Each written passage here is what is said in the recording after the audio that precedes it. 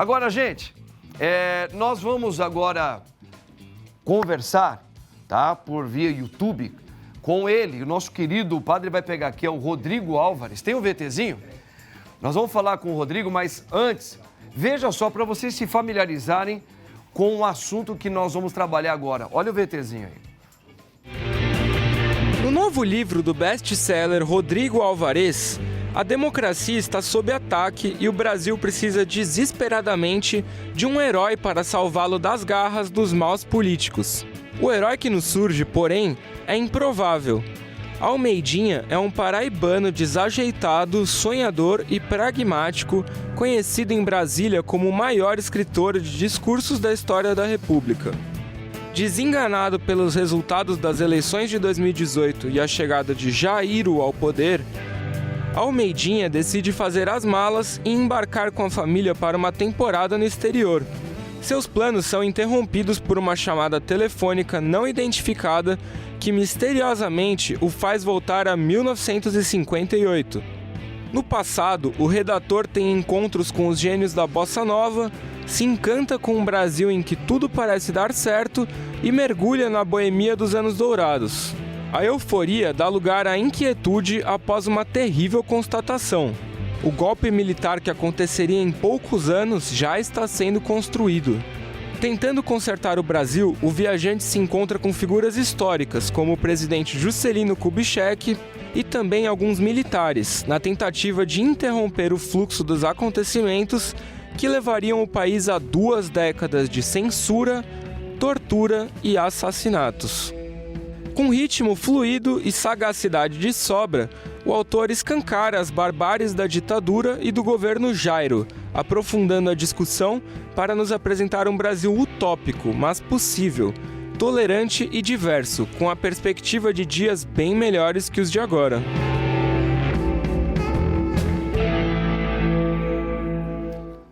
Olha aqui, minha gente, ó, o candidato, livro de grande expectativa, certamente já um sucesso para você conhecer e entender um pouquinho sobre esta obra desse meu querido escritor e jornalista, Rodrigo Álvares. Rodrigo, boa tarde, meu querido. Boa tarde, Padre Marcos. Alegria estar com você aqui no Bendita Hora. Maravilha. Olha aí, Rodrigo, para nós aqui, nós que temos a honra de ter assim um grande jornalista como você, já conhecido aí para quem gosta um pouquinho de um bom jornalismo, de grandes obras, a gente já acompanha o seu trabalho também. Rodrigo, que bacana, hein? Então essa aqui é uma sua mais recente obra, O Candidato, e eu já queria colocar diante dos nossos telespectadores o que foi porque você acabou fazendo um livro que conta uma sátira, né? Você, através de uma ficção, você acaba desmembrando um pouco a história política e também social, resultado da sociedade do Brasil. O que te inspirou a fazer um livro de uma maneira como ficção, de uma maneira diferente? O que te levou a você querer construir essa obra dessa maneira e não falando diretamente da política? Padre, interessantíssimo você perguntar, porque foi muito importante para mim, quando refleti sobre essa questão, é uma reflexão muito grande sobre a democracia, esse livro. Sim. Eu queria que ele se situasse no campo das artes. Eu queria um livro que tivesse uma linguagem artística para transmitir ao leitor algo maior do que apenas uma informação, como a gente faz nos livros de não ficção. Você sabe que eu já escrevi muitos livros de não ficção, né? Que é um livro que se aproxima da história, que se aproxima do jornalismo na maneira de escrever. Quando eu entro na ficção para tratar de um tema atual, tão atual, eu proponho, né, aos leitores que eles saiam um pouquinho dos conflitos diários, que eles saiam das brigas que têm acontecido tanto pela internet quanto pessoalmente nos últimos anos, né? Essa radicalização de que você falava no começo do programa, esses extremismos, né? Essa polarização também. Eu proponho que o leitor saia um pouco disso, entre no universo ficcional, que é sempre um universo que permite a gente sonhar, imaginar, pensar no impossível como uma possibilidade, né? Então, é um universo que faz o leitor viajar comigo numa história que eu tenho certeza que não faria se eu tivesse escrito, por exemplo, padre, um tratado sobre democracia. Esse livro é uma obra literária que tem muito humor, né? E que convida o leitor a refletir sobre o Brasil de hoje, como muito bem mostrou a reportagem que vocês apresentaram, né? Sim.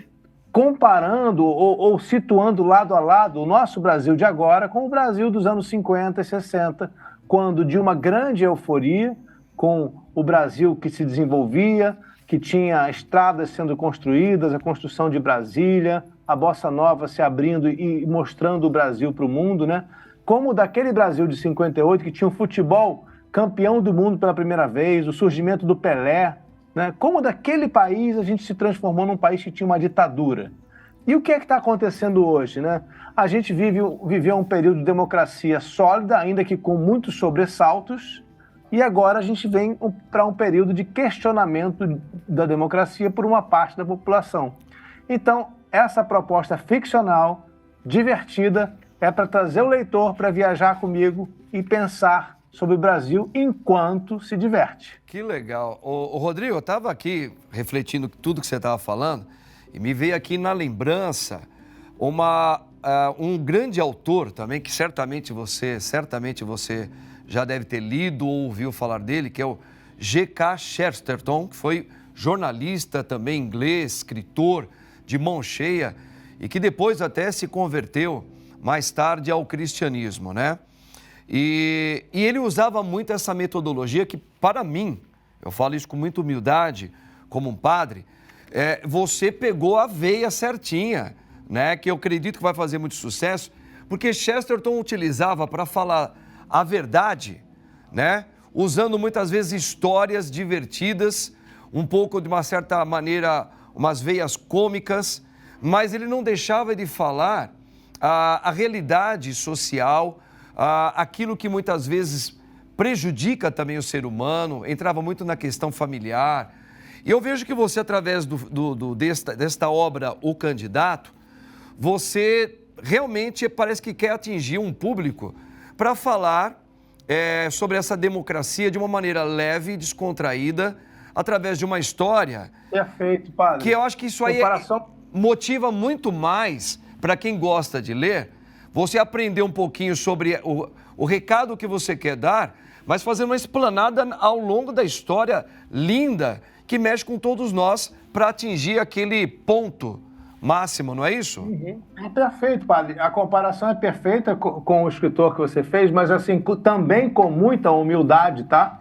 Eu vou me permitir lembrar aqui que Jesus também falava assim. Perfeito. Jesus falava por parábolas muitas vezes. O que é a parábola? Se não uma pequena ficção, uma pequena história que leva você à reflexão. De novo, eu não estou comparando, né? Claro. Com toda a humildade da comparação, claro. Mas é a mesma metodologia, né? De você falar em termos ficcionais para você convidar as pessoas a uma viagem imaginária com você.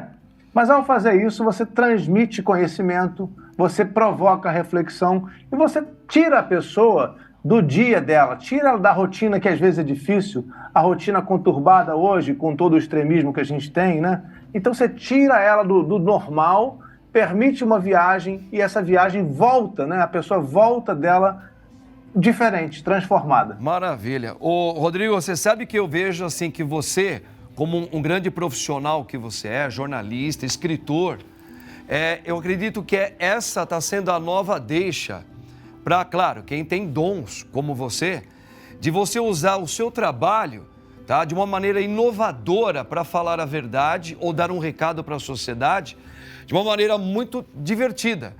É a mesma coisa nós aqui. Por exemplo, eu sou um comunicador também aqui pela Rede Vida. E eu poderia apresentar os meus programas de uma maneira que me dão assim, ó, padre, procura fazer isso aqui. Tá bom. Se eu for usar simplesmente o método que todo mundo utiliza, o programa vai ser legal. Mas se você for irreverente, usar você, a sua imaginação, para usar o mesmo programa, é onde você tem o seu diferencial. E através dessa obra sua aqui, a gente mostra que você é artista ao mesmo tempo. Eu estava vendo aqui uma das páginas, na hora que você estava falando, eu dei uma esfolhada, que foi no capítulo 12, que tem um personagem aqui, que é o... Me lembra o nome dele, é o... Almeidinha? Almeidinha, ele estava dando umas sugestões aqui para o presidente, né? De uma maneira muito divertida. É legal porque é um pensamento que ele instiga o ser humano, a pessoa que for ler esta obra, ela tem alguns objetivos aí, certamente, que você gostaria que as pessoas pudessem buscar, né? Esses objetivos. Primeiro, conhecer um pouco mais a história que nos envolve, sem dúvida, como brasileiros, sem dúvida, de uma maneira gostosa, leve, contando uma história onde você passa pelos meandros mais interessantes da história do Brasil, esporte, a arte e a política, música, né? Música, que é as coisas que envolvem todo ser humano. Agora, assim, você acredita que isso também é uma maneira de desafiar as pessoas a ter uma autocrítica, se tornar mais autocríticos ao olhar o cenário do país que a gente vive, entender melhor através de uma história? É isso, né? O seu objetivo também? Sem dúvida, padre. Quando a gente se vê numa ficção, né? Porque o brasileiro que lê esse livro, esse é o retorno que eu tenho tido, né? As pessoas se encontram no livro, não, às vezes num personagem, às vezes em outro, porque tem personagens que pensam muito diferente um dos outros, claro, né? Não tem um personagem único no livro, são várias ideias que transitam pelo livro e as pessoas vão se identificando com esses personagens. E ao se identificar numa outra pessoa ou num personagem ficcional, a gente acaba refletindo de uma maneira diferente, a gente acaba se enxergando de uma outra maneira, como se a gente pudesse se ver de fora. Tem uma proposta muito importante para mim, padre, que é a questão da tolerância e do respeito ao outro, da dignidade do outro, sabe? Sim. Que eu acho que tem sido colocado muito de lado nesses últimos anos. Os ânimos estão tão acirrados, né? As pessoas estão tão exaltadas, sim, na sua defesa de suas ideologias que surgiram recentemente ou que ganharam força recentemente, porque não havia esse calor todo, né? 6, 8 anos atrás, né? Sim. Então, essas pessoas, né, uma grande parte da população brasileira acabou deixando de lado algo que eu acho fundamental, que é algo que nos diferencia de outros povos. Eu vivi pelo mundo, eu já vivi nos Estados Unidos, em Israel, na Alemanha, na França, viajei o mundo, padre, e não vejo outro povo como nós, afetivo. O abraço do brasileiro é um abraço verdadeiro. O brasileiro realmente recebe bem em sua casa, ele recebe o estranho, o que acaba de chegar, o estrangeiro, com muito afeto. E a gente está deixando um pouco isso de lado.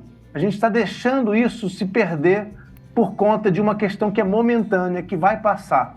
A política de hoje não vai ser a mesma política de amanhã, mas as pessoas vão continuar aqui.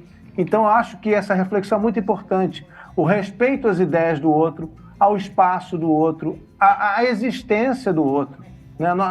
Nós, de maneira geral, como povo, nos tornamos muito agressivos nesses últimos anos. É verdade. E o brasileiro não tem essa tradição de não ser afetivo, de não ser compreensivo.